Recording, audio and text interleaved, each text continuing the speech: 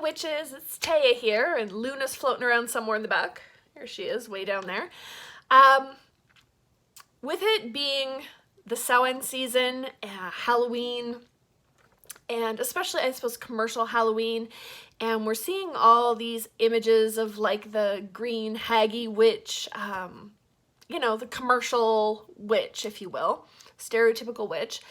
And this is something that I never really put together, and I want to read you. It's a post. It's very sad, and it's very thought-provoking, and it was posted on a Facebook group. I'll be honest, I don't remember which Facebook group it was, by The Witch's Britches. And the whole piece says author unknown. So if you know, if you by some reason happen to know who wrote this piece, drop a comment. I'd love to know. I'd love to give them credit where credit's due. But I wanted to read this to you because it's crazy and thought-provoking. So each year they parade her about, the traditional Halloween witch. Misshapen green face, stringy scraps of hair, a toothless mouth beneath her disfigured nose, gnarled knobby fingers twisted into a claw protracting form, a bent and twisted torso that lurches about on wobbly legs. Most think this abject image to be the creation of a prejudiced mind or merely a Halloween caricature, but I disagree. I believe this to be how witches were really seen. Consider that most witches were women, were abducted in the night and smuggled into dungeons or prisons under secrecy of darkness and presented by the light of day as a confessed witch. Few, if any, saw a frightened, normal-looking woman being dragged into a secret room filled with instruments of torture to be questioned until she confessed to anything that was suggested to her, and to give names or say whatever would just stop the questions.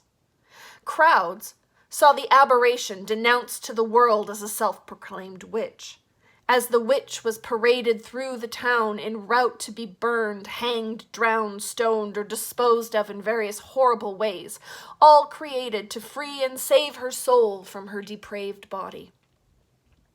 The jeering crowds viewed the result of hours of torture. The face, bruised and broken by countless blows, bore a hue of sickly green. The once warm and loving smile gone, replaced by a grimace of broken teeth and torn gums that leer beneath a battered, disfigured nose.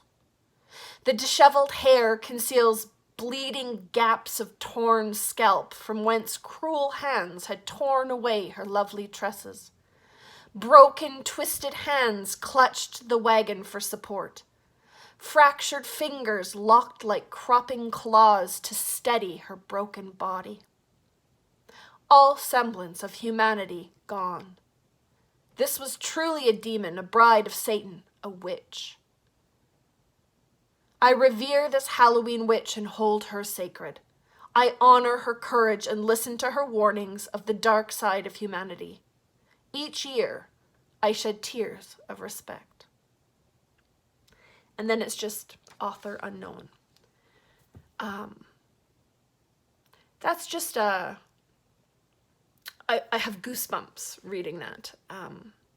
I'd never put together that idea of the traditional Halloween witch and a tortured, beaten woman.